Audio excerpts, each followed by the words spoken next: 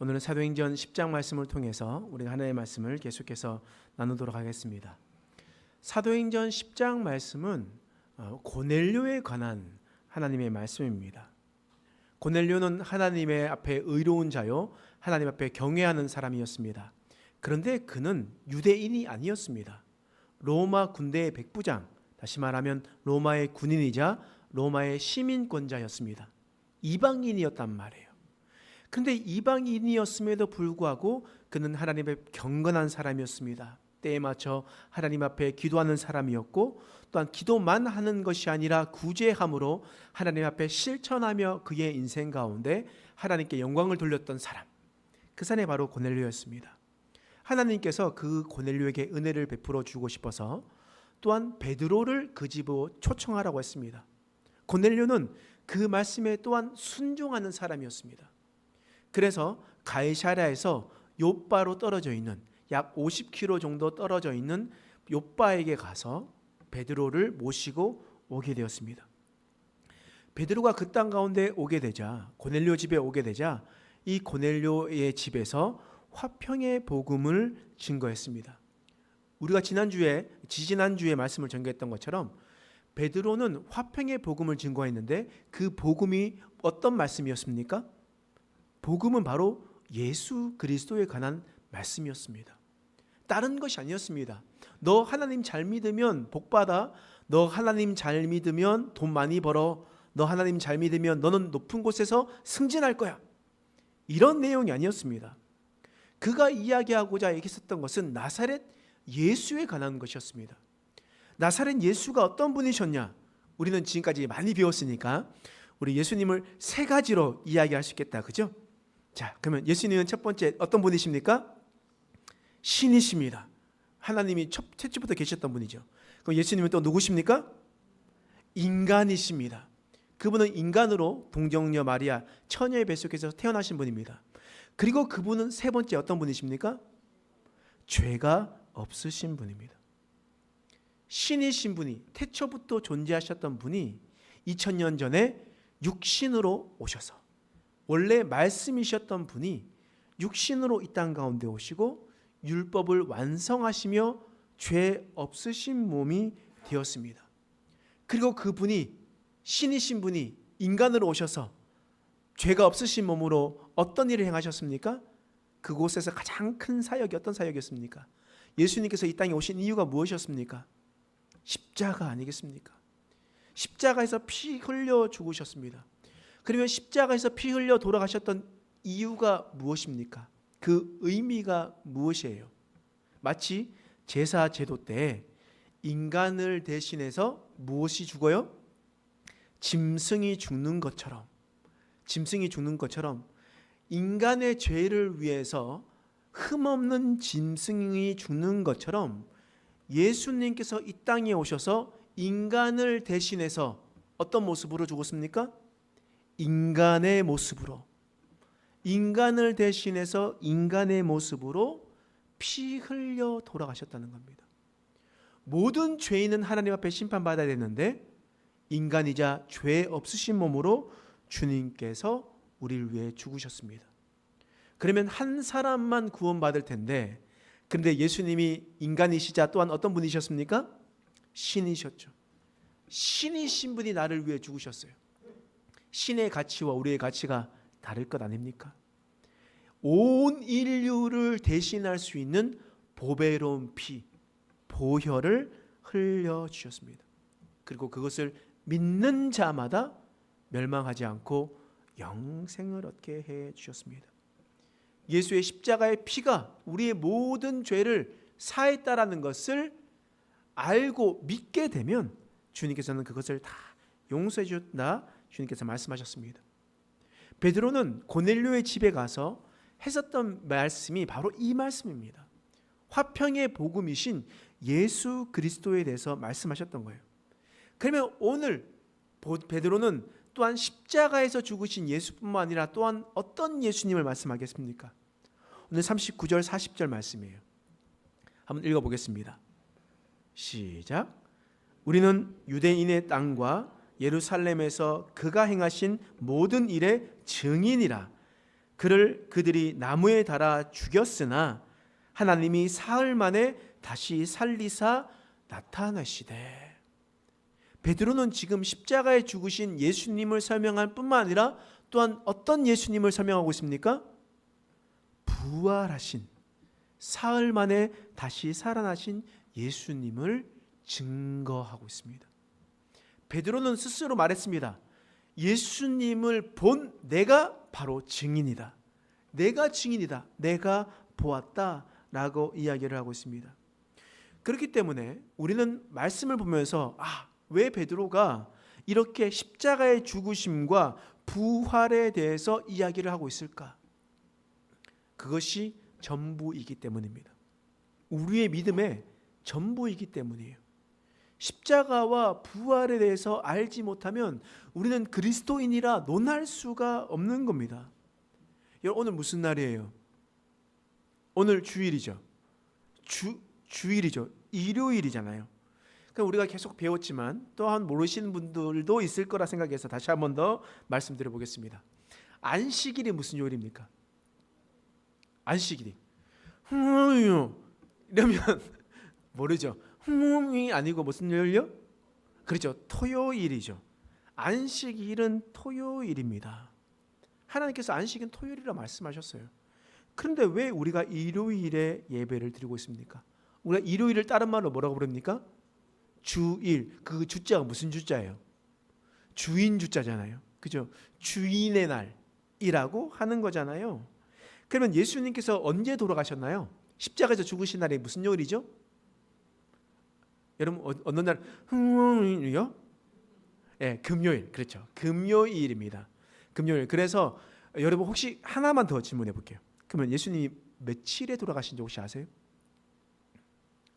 네, 알고 계시는 분이 있어요.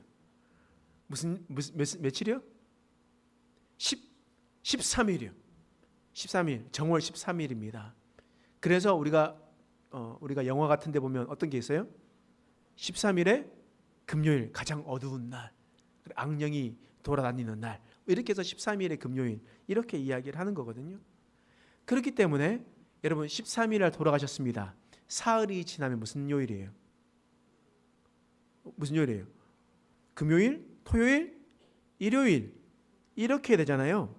그래서 우리는 일요일이라 부르는데, 근데 일요일이라 하는데 그날이 어떤 날이냐? 마가복음 16장 2절 말씀에 이런 말씀이 있어요. 읽어보겠습니다. 시작. 안식 후 첫날 매우 일찍이 해 돋을 때에 그 무덤으로 가며. 예수님께서 죽으신 후에 안식일을 보내요. 금요일이니까 그 다음날 안식일이잖아요. 그래서 빨리 십자가에서 내려놓고 빨리 장사를 지냅니다. 안식일은 아무것도 못하니까. 그리고 안식 후 첫날에 빨리 해가 뜨자마자 사람들은 무덤으로 달려가게 되었습니다. 그러면 안식 후 첫날, 토요일이 지나고 다음 날이니까 무슨 요일이요? 일요일이죠. 일요일이라 불렀어요. 근데 왜 우리가 일요일을 주일이라 불렀나? 주일이라 부르나? 그건 성경적인 근거가 있는 거예요. 요한계시록 1장 10절 말씀에 이런 말씀이 있어요. 요한계시록 1장 10절 말씀 읽겠습니다. 시작. 주의 날에 내가 성령에 감동되어 내 뒤에서 나는 나팔 소리 같은 큰 음성을 들으니. 요한계시록은 사도 요한이 하나님의 계시를 받아서 쓴 글입니다. 그러면 주의 날에라고 얘기하는 말은 어떤 날입니까? 주님의 날, 줄이면 어떻게 돼요? 주일이 되죠. 주일. 주님의 날이라는 거예요. 주님의 날에 하나님의 계시를 받았다라고 요한은 이야기를 하고 있습니다. 그러면 주의 날은 언젠가요? 무슨 요일이에요? 일요일. 왜요? 예수님께서 부활하신 날이기 때문에. 그래서 우리는 성금요일 날 모여서 예배를 드리는 것이 아니라, 안식일인 토요일에 모여서 예배 드리는 것이 아니라 일요일인 주님의 날에 예배를 드리고 있습니다. 왜 그럴까요? 부활하신 날이기 때문에. 그러면 우리는 이 부활하신 날에 예배를 드릴 때 우리는 어떤 마음으로 예배를 드리게 됐습니까? 늘 우리는 부활을 소망하며 살아가야 되는 거예요. 부활을 소망하며 예배를 드리는 겁니다. 초대교회 교인들도 이 부활하신 날에 예수님께서 부활하신 날을 소망하며 우리도 그렇게 될 것을 믿으며 주일날 모임을 가졌던 거예요. 그 모임이 점점 지나면서 전통이 되고 그리고 우리는 주일에 함께 모여서 예배를 드리게 되는 겁니다. 그래서 여러분, 여호와의 증인이 와서 안식일을 지키지 않고 뭐 하십니까? 하나님의 교회 교인이 와가지고 안식일을 지켜야죠, 이렇게 이야기하면서 얘기하면 우리는 무슨 말을 해야 되겠습니까? 이제 우리는 율법에 있는 법에 따라 구원받는 것이 아니라 예수의 생명의 법으로 구원받기 때문에, 우리는 부활하신 주님을 믿기 때문에 우리는 주님의 날 일요일에 예배를 드립니다. 이렇게 말씀하시면 됩니다. 근데 만약에 이것을 잘 정립하지 못하면 그런가요? 혹시 내가 잘못한 건 아닌가요? 내 신앙생활이 바르지 못한 건 아닌가요? 아니에요. 우리 교인들은 이 얘기를 수십 번도 더 들었기 때문에 이제 여러분들은 이제 확실하게 증거를 할 수 있을 겁니다. 여러분, 이처럼 우리는 부활하신 주님을 믿으며 나아가야 됩니다. 부활하신 주님을 따라서 나아가야 되는 거예요. 여러분, 우리가 영광스러운 우리 주님께서 부활하셨어요. 부활하신 주님을 우리는 따라 살아가야 되는 것입니다. 여러분, 예수님께서 이 땅 가운데 오신 이유가 분명해요. 그 이유가 무엇이냐면, 먼저 첫 번째, 십자가에서 나의 죄의 문제를 해결하고, 죄의 문제를 해결하면 어떻게 됩니까? 죄가 없어지게 되죠. 죄가 없어지면 좋은 점이 무엇입니까? 우리가 주님을 만나게 될 텐데, 주님을 만나게 되면 어떻게 됩니까? 주님을 만나게 되면, 하나님을 만나게 되면 공의로우신 하나님은 죄에 대해서 반드시 심판하세요. 그런데 내가 죄가 없으면 어떻게 돼요? 심판이 없는 겁니다. 심판이 없어지는 거예요. 십자가의 사건이 이래서 중요한 겁니다. 하나님 앞에 서게 될 때 나의 심판은 없어지게 되는 겁니다. 그러면 부활은 무엇이겠습니까? 부활은요, 영원한 생명을 얻는 거예요. 부활은 영원한 생명을 얻는 겁니다. 우리는 그것을 기억해야 돼요. 우리는 단순히 부활은 죽었다가 다시 살아나는 것이라고 생각해요. 우리는 그렇게 생각합니다. 그런데 그거는 50% 정답이에요. 왜 그렇겠습니까? 여러분, 고린도전서 15장 20절 말씀에 이런 말씀이 있어요. 읽어보겠습니다. 시작. 그러나 이제 그리스도께서 죽은 자 가운데서 다시 살아나사 잠자는 자들의 첫 열매가 되셨도다. 지금 예수님께서 죽은 자 가운데 다시 살아나셨어요. 그리고 예수님이 어떻게 됐다고요? 잠자는 자의 첫 열매가 되었대요. 첫 열매. 이전에는 없었대요. 그런데 예수님이 첫 열매가 되셨대요. 그렇다면 예수님께서 죽었다가 다시 살아나는 것이 예수님밖에 없었어요? 구약 시대 때 죽었다가 다시 살아나는 사람 없었습니까?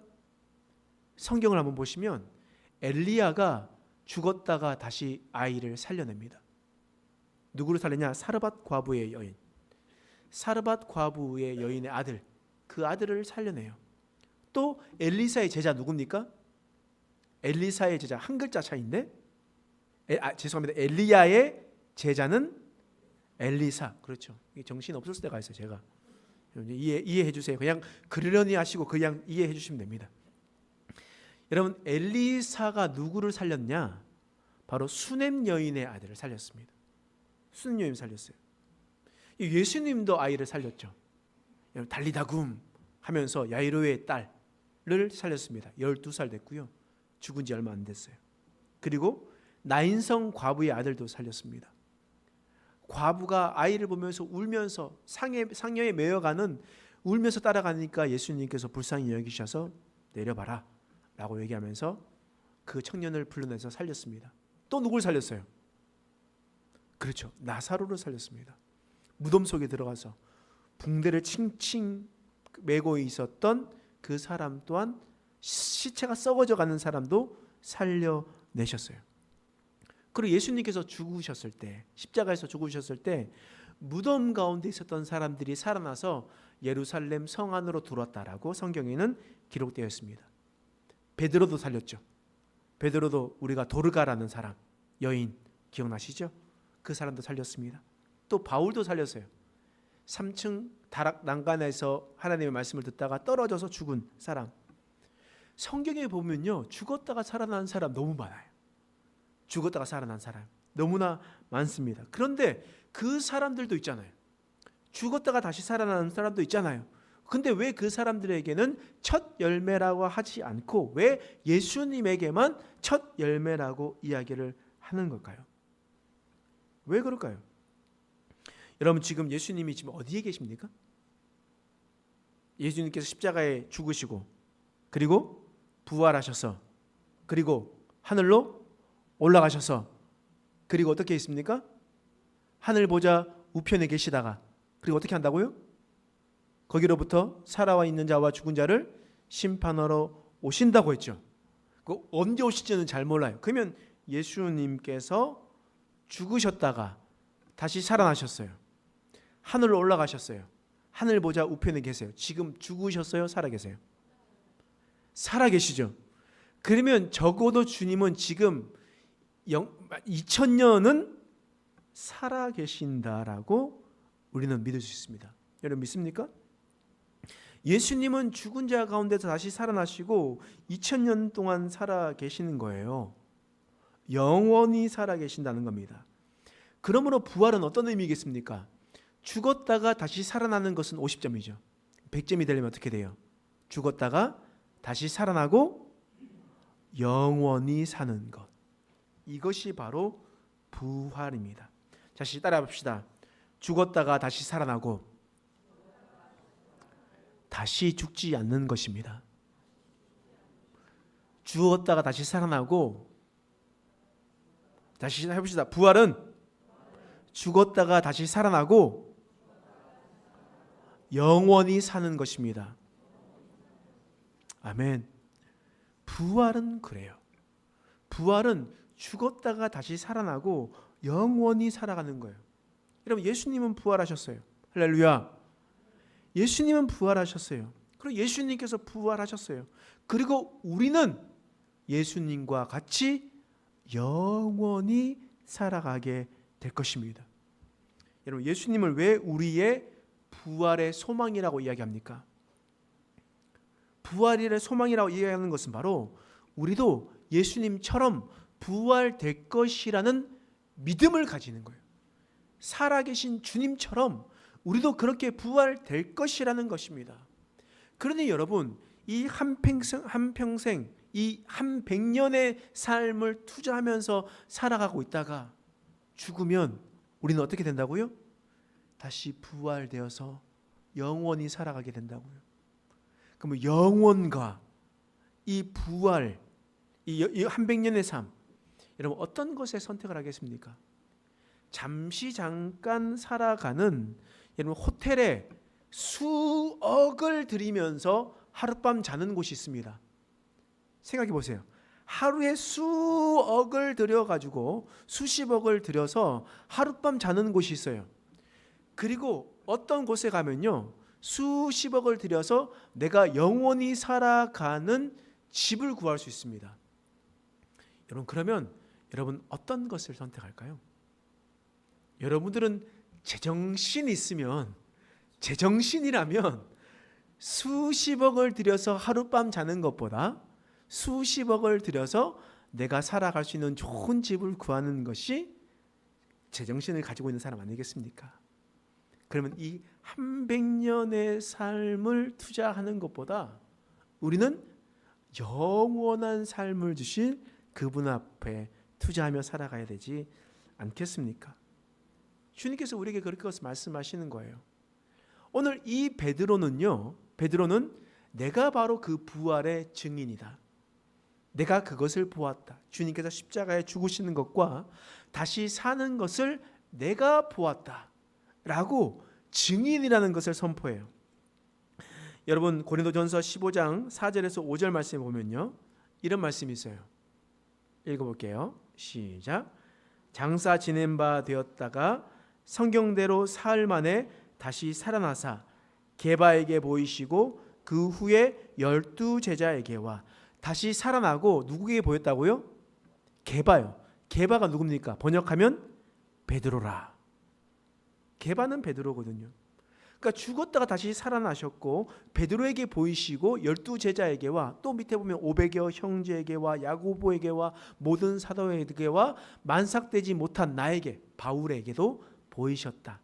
그러니까 예수님의 부활의 사건은 단 한 명이 만들어냈던 신화가 아니라 수많은 증인들로 이루어진 사건이라는 거예요. 역사적 사건이라는 겁니다. 그 사건을 통해서 내가 증인이다. 내가 예수의 부활의 증인이다. 라고 이야기를 했던 겁니다. 예수님도 자신의 부활에 대해서 분명히 말씀하셨습니다. 요한복음 11장 25절에서 26절 말씀이에요. 읽어보겠습니다. 시작. 예수께서 이르시되 나는 부활이요 생명이니 나를 믿는 자는 죽어도 살겠고 무릇 살아서 나를 믿는 자는 영원히 죽지 아니하리니 이것을 내가 믿느냐. 내가 부활이요 생명이다. 나를 믿는 자는 네가 죽어도 땅 속에 썩어져 가도 하나님께서 흙으로 사람을 창조하여 생기를 불어넣어 아담을 영원히 사는 자로 만들어 주었던 것처럼 내가 너희를 흙으로 돌아가도 너희를 살려낼 것이다. 너희는 영원히 죽지 않을 것이다. 주님께서 우리에게 말씀하셨던 겁니다. 이 부활의 사건은 하나님께서 이미 창세 전부터 이미 우리에게 계획하셨던 겁니다. 이미 하나님께서 우리에게 인간에 주신 수명은요, 처음 창조된 인간의 수명은 얼마더라고요? 영원이었습니다. 몇백 년 살다가 죽는 것이 아니었어요. 죄가 그 땅 가운데 들어옴으로 사망이 들어오게 된 거잖아요. 바꿔 말하면 죄가 들어오기 전에는 사망이 없었습니다. 영원히 사는 것이었단 말이에요. 그러므로 하나님께서는 창세 때부터 계획하셨던 인간을 통하여 영원히 살아날 것을 예수를 통해서 회복하시고, 그러나 지금 이루어졌습니까? 이루어지지 않았죠. 지금은 이루어지지 않았습니다. 예수님만 첫 열매 되시거든요. 그러면 언제 이것이 이루어집니까? 우리 주님 다시 올 때, 우리 주님 다시 올 때 이것이 완전하게 이루어지시는 겁니다. 오늘 베드로는 고넬료에게 이런 화평의 복음이신 예수님을 증거했어요. 십자가에 죽으신 예수 그리스도, 사흘 만에 다시 살아나서 우리와 함께 계시고 우리와 함께 먹고 마신 바로 예수님에 대해서 이야기를 하고 있습니다. 그 예수님을 통해서 예수님을 믿었을 때 우리가 후반부에 다시 한번 살펴보면 그곳 가운데 하나님의 성령의 임재하심을 느끼게 되고 그들 가운데 말씀이 믿어지고 깨달아지는 놀라운 은혜를 또한 고넬료의 집에서 있게 되었습니다. 여러분, 오늘 살아가고 계신 우리 저와 여러분, 십자가에서 죽으신 예수, 그리고 사흘 만에 다시 부활하셔서 영원한 생명을 가신 예수님을 우리가 믿으며 살아가는 저와 여러분 되시길 간절히 소망합니다. 베드로가 증거하셨던 그 화평의 복음이 바로 나의 복음이 되고 나의 기쁜 소식이 되고 죄 가운데 있었던 나를, 죽을 수밖에 없었던 나를 용서하시고 영원한 생명으로 인도해 주실 주님만을 신뢰하고 한 100년에 투자하는 삶이 아니라 영원한 삶에 투자하는 저와 여러분 되시길 간절히 소망합니다. 기도하겠습니다.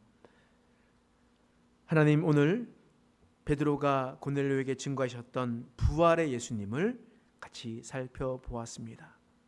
우리도 이 부활을 마음 깊숙이 믿으며 살아갈 수 있도록 도와주옵소서. 한 100년 이 유한한 삶에 목매이며 살아가는 것이 아니라 나에게 영원한 생명 주실 우리의 소망 되신 주님만을 붙들며 살아가는 자가 되게 하여 주옵소서. 그래서 하나님 나라를 소망하고 하나님만을 품으며 살아갈 수 있는 인생 되게 하여 주시옵소서. 감사드리며 예수님의 이름으로 간절히 기도드립니다. 아멘.